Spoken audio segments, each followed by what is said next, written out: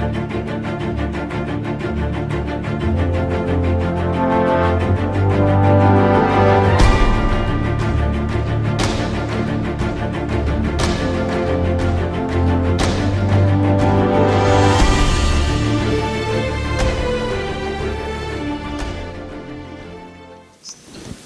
right, let's start with a question. I have here for you two sets of names, two sets of companies. What is each of them have in common? The first set includes Polaroid, Philco, and Bang Labs. Anybody have heard of it? The second set is IBM, L'Oreal, and Robert Bosch GmbH. Most of you must have heard of IBM, of L'Oreal, as well as Robert Bosch. The first set are the companies who have started a whole new sector of the market, been extremely successful, but they went out of business within a decade. Some of us have heard of Polaroid. They used to be the dominant market in the instant photography. You take a Polaroid, it's actually, the name is Polaroid. People take a Polaroid picture and it will instantaneously will print that. They're out of business. Philco, this is a little older. Some of you may have heard of it. Philco was a dominant name in radios and early televisions. In the years between 1950 and 1955, they sold more radios and TV than all of their competitors combined. Very, very dominant names. Bang Labs brought in for the word processing machines. And again, they were the pioneers. They dominated the market. All three of them have gone out of business. The second set of names, IBM, L'Oreal, and Robert Bosch GmbH, they are companies who are over 100 years old. IBM started 1912, over 100.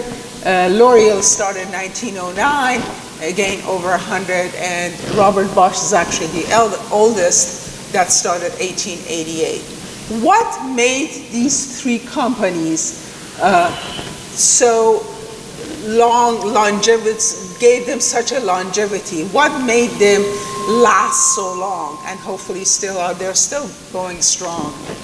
The first thing that comes to mind is, of course, intellectual property.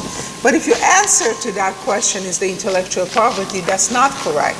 In fact, Polaroid, when it went out of business, had many, many patents.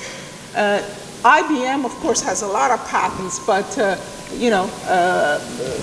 Polaroid went out of business. If you look at the statistics, only between 2 and 4% of patents that are issued in the United States of America ever make themselves into any product. So the relationship, the statistics between the patents and actual product and innovation is not very large. I also would like to tell you a little bit story about, have you ever heard of Julius Edgar Lilienfeld? No, most people haven't. In fact, we would have, nobody would have heard of him if it wasn't because the patent attorneys for AT&T Bell Labs, when they were doing prior art search for a new transistor, for a new technology called transistor, would have discovered this patent. Mr. Lilienfeld, or Dr. Lilienfeld, was a German-American researcher who patented transistors in 1925. Of course, we all know this history. We know that Bratton Shockley in Bell Labs reinvented transistors in 1947. They won a Nobel Prize in 1956, and our world was changed forever. Without Shockley and Bratton, there wouldn't be any Facebooks, there wouldn't be any Googles, there wouldn't be any of these companies that we know today. But the reality is that Lilienfeld invented transistors, even though by the time the technology rolled around, his patent was already expired, and the only thing that it did was to make AT&T people to change their patents a little bit and reclaim the same thing. So patents are not the panacea. Patents are not what will help the corporations last or even succeed. What is it? So if you look at the three companies that we looked at, what makes them so unique, make them last so long? What is in their ecosystem, in their business model, in their innovation model that makes them successful over very long periods of time? There are three things that we can point to. One is that all three of them have a very rich innovation ecosystem. And the innovation ecosystem doesn't mean patenting. It means taking the technology, helping the innovation process, helping the invention process, which is the patenting, but also helping to bring this into the market. IBM, for example, has very, very elaborate laboratory system where the scientists work there. They have the chance to bring their technology to the reality. If you look at the history of IBM, they started their lives as cash machine manufacturers. It was with the innovation that they made into IBM Selectric typewriter that they came to be known all over the board, to change the typewriting and change the whole world of writing and word processing forever. Eventually, that product became commodity, so they got rid of it, and they went to and did mainframe computers. They invented disk drive. They invented many semiconductor processing at IBM over the years. Their business model is that they come to the market with a new and innovative product. Once the product becomes a commodity, they basically get out of it. But that's not, and you can say the same thing about the other sets of the three companies that I mentioned. L'Oreal employs more more PhDs in chemistry than any other industry. So because they're cosmetics, but they also have a big, huge lab. They work on artificial skin these days, nanotechnology, many other technologies. So all three companies have very rich innovation ecosystem that goes well beyond just patenting the technology. The other aspect of these companies that had made them so resistant to all these changes to lifestyle. Since 100 years ago, not only the technology has changed, but the lifestyle, the taste, everything else has changed. We had 2 world wars. The other thing that made these companies so resilient to all of these economic ups and downs, political ups and downs, is that they have a very rich, very good relationship with their customers. They focus on the same segment of the market. For example, even though IBM had gone from typewriters to computers to cloud computing to networks, their main focus hasn't changed. They are producing products for business community. Maybe they sell a few computers to non-business entities, but their focus is business entities. They're trying to make the life easier for people who are in the business. Their main focus makes it so that they have a very consistent strategy, and that means that they have a consistent innovation strategy as well as a business strategy. So this focus on the customer, on the end customer, very pronounced when you look at, for example, Robert Bosch.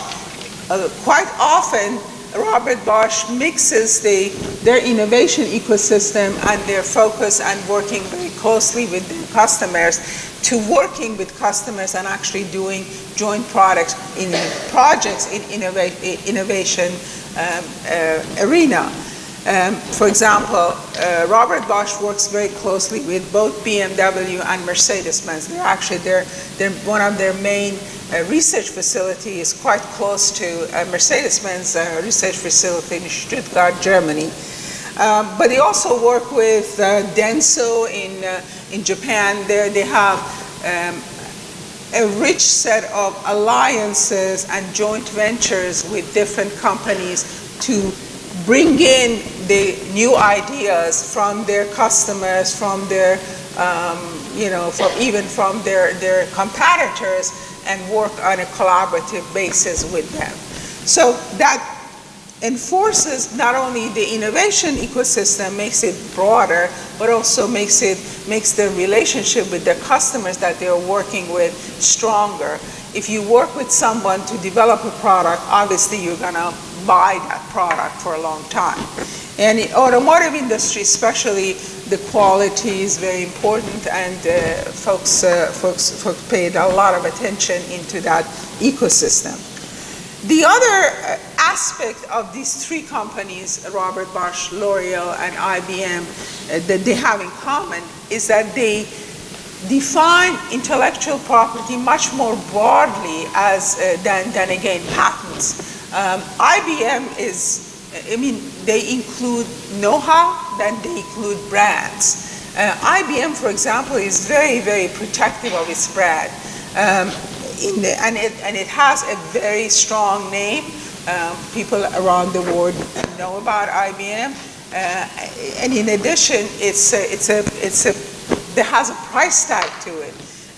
Give you an example, when they sold their PC division to Lenovo, part of the deal was that IBM would allow Lenovo to keep IBM name for 5 years, and they did.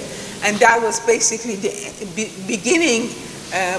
They gave Lenovo a chance to become dominant in the business PC segment of the market.